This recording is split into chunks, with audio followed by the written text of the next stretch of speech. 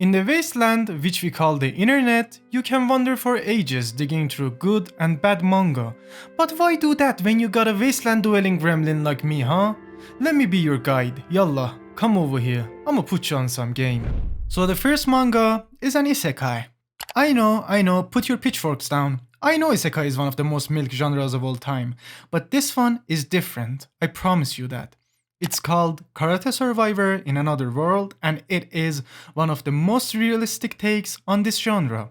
It starts like any other typical isekai manga. The main character gets hit by the infamous raccoon, and boom, he's in presence of a god.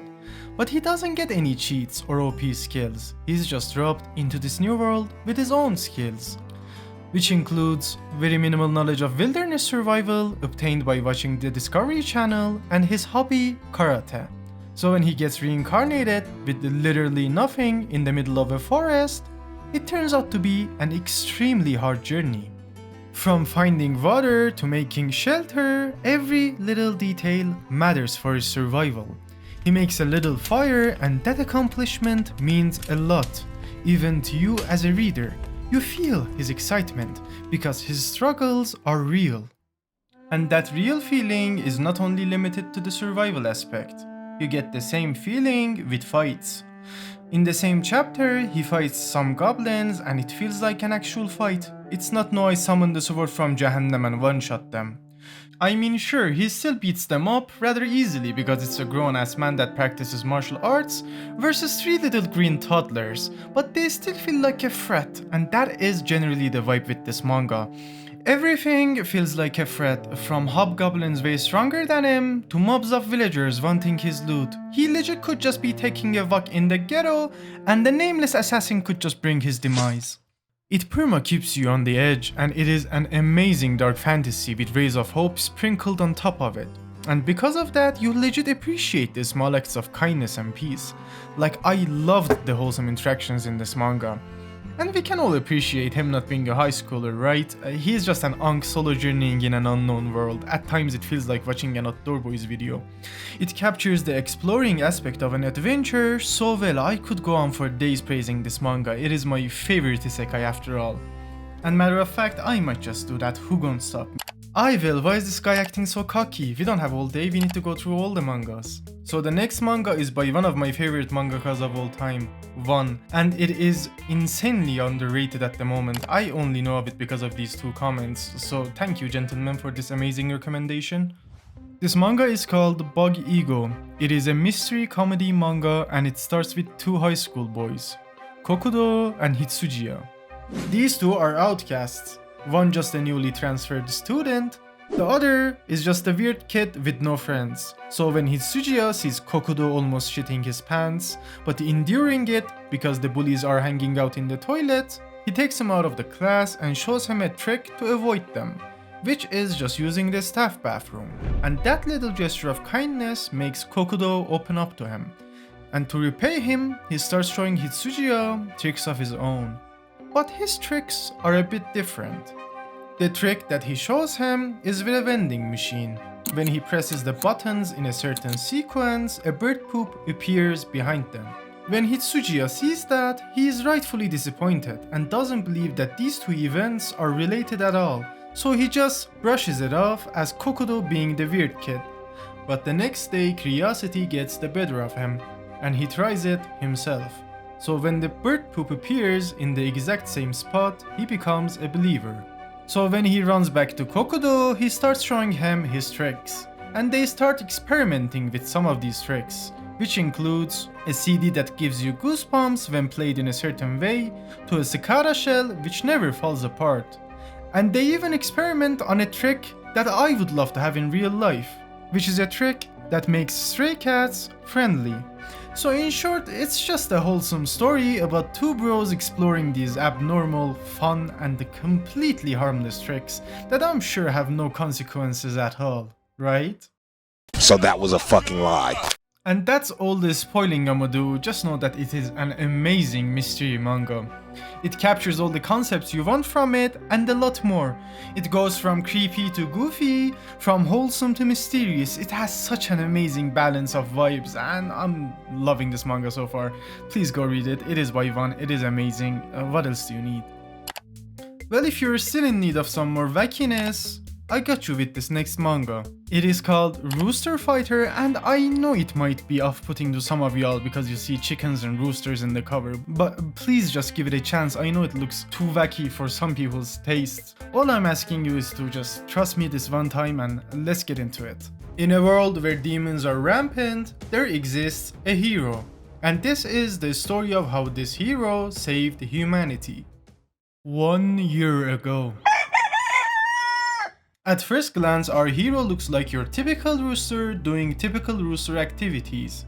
Like walking around, eating bugs, being offered KFC by kids, and getting chased around by children. You know, the usual. So while he's being chased, an old fella sees him and he decides to help him, and even gives him some food. So after KG has his fair share of food, the old man starts to open up to him and he talks about his past. And it's a really deep and nice conversation, although very one-sided because KG doesn't speak human. So in the middle of this conversation, a demon attacks the city and chases the kids from before. So when the old man sees that, he tries to help them, and if it wasn't for KG, he would have died in the process. So after saving him, KG fights the demon, and during this fight, we realize KG just might be the coolest cock on the block. I swear to God that the aura this guy emanates is crazy. He even has his own signature finishing move, which is cockle-doodle-doo. Man, what the fuck am I doing with my life? So listen, I know at first glance this manga may just look like a high quality shitpost, but it is not. It is so much more than that. The goddamn birds in this manga feel way more human than most human main characters. I legit was tearing up during a chapter about a goddamn toucan. I mean, at the end of the day, I'm an emotional chungus fella, and I just care about these characters. They are so well written, so charismatic, and I'm just in love with them. There's even a cool turtle in it, man. Do you know how long it's been since I've seen a cool turtle? 17 goddamn years, man. Rest in peace, Master Oogway. You were a real one. Overall, it is an amazing manga with well-written characters, well-choreographed fights, some of the best art ever in manga, and a little bit of goofiness. If that sounds interesting to you, give it a try. I promise you, you'll love it. And after reading it, you can always come back here and type, yeah, that shit was big.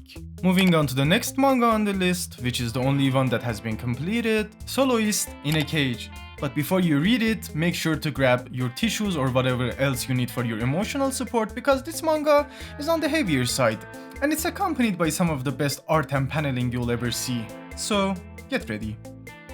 In this manga, a city exists, which is a prison, with the population of 500,000. And because it's basically a city, children are born here, and they are not treated any differently than criminals. The main character, Chloe, is one of such cases. Not only is she 7 years old, she even has a baby brother to care for. Ever since she has been born, she has never left this little tiny apartment that she stays in. The outside is a scary place after all, full of criminals who would show no mercy to even children. So 6 months ago, Chloe's parents went out and never came back. But luckily for her, her neighbors provided her with food during this time. And her neighbors aren't no ordinary chumps, they are some of the most notorious criminals in this facility. With the most relevant one being Ross Sandberg, who destroyed a platoon of soldiers in a single night. So with all these big hitters, you might ask how are they able to hold all these big names in this prison? And that is all thanks to the Yes Man AI robots. No, not this one is way more terrifying. These ones, yeah. These robots are the guards of this prison city, and the reason that there has never been an escape from this prison city in 80 years. So because it has been 80 years since this city has been built, the walls are crumbling. So the warden chose these criminals to fix them up, and that gave them enough time to inspect them and hatch up an escape plan. So when they go back home and discuss the escape plan, Ross hears the baby crying from next door and leaves them some food. Also have in mind that Roz has no idea about these children's situation. He just leaves the food on their doorstep and dips. He has no idea that these children are orphans. But that changes next day when he receives a letter from Chloe. So when he sees the letter written in crayons and the handwriting, he realizes these children don't have anybody to protect them. And because of that, he wants to bring them along, but his friends persuade him not to because it is way too risky. What they don't know is that this whole time Chloe has been eavesdropping on this conversation. So the next day, during their escape, Russ sees the rope being yanked, and when he looks down, to his shock, he sees Chloe climbing up the rope while carrying Locke. When he tries to help them, he knocks down some pebbles, and that alerts the Yes Man AI robots. And that's where I'll leave you hanging, cause what follows after that needs to be experienced firsthand. All I can say is that it is one of the best first chapters I've read in any kind of manga. If you're looking for a manga with insane emotional highs and lows, this manga is perfect for you. Come on man, just give it a try. It's only 20 chapters. If you don't like it, come back here and slap me or some shit. I'm down to take the heat. It's amazing. Come on, give it a try. Moving on to the next manga on the list, which is a manga about books. And I know that doesn't seem exciting, a book about books, but it actually is. And it is called Magos of the Library. This manga is about a kid named Fio who loves reading books and getting lost in them, but he can't read as freely as he would like to, because he's from the slums and looks different compared to anyone else, so he's basically banned from the library. And it's not like he can just go ahead and buy some books, they are expensive, they are a symbol of wealth and influence in this world. The only way for him to read some books is to sneak in the library. But whenever the owner sees him, he just throws him out. And it's not like he's only discriminated against in the library, his day-to-day life sucks. He lives in the ghetto of a small-ass village in the middle of a desert, while everybody is racist towards him. Good old Middle East. Wallah, it's not like this, I'm joking. And that's probably the reason why he loves reading books so much. When your life sucks, you need a fucking escape. I'm just like him, that's the reason why I read mangas. Sorry to trauma them, but that's true. Anyways, as I was saying, in all these books that he reads, there exists something common, and that is the existence of a hero that saves the unfortunate. And he's waiting for that hero in real life. So one day, while he's getting the typical treatment from the villagers, this hero appears and saves him. Her name is Sedona and she's a Kafna. Kafnas are a group of workers that work in the Great Central Library, which is the biggest library in this continent. You can kinda think of them as guardians of the books. So while these Kafna are in this village for their business, Sedona and Fio get really close. She is the only person in his life other than his sister that has treated him normally after all. And a lot more happens between these two which I won't fully get into, but just know that she kind of becomes this mentor figure for him. She gives him courage, makes him realize his own self-worth, and tells him there will never be a hero to save him or anyone else for that matter. If you want to change the world, you should do it yourself, you should become the hero. And that in turn inspires Fio to become a Kafna. And this is the story of how he becomes one and the journey after that. All I can say about this manga is that it is an insanely cozy one with high attention to detail and a very magical world. Give this one a try. And that is all I have for this video, but if you have more recommendations, just comment them, I'll read them, but I don't know when the next video will be cause the situation isn't looking too great where I live, so whenever you see the next video, you see it, okay? I'll try my best. Bye.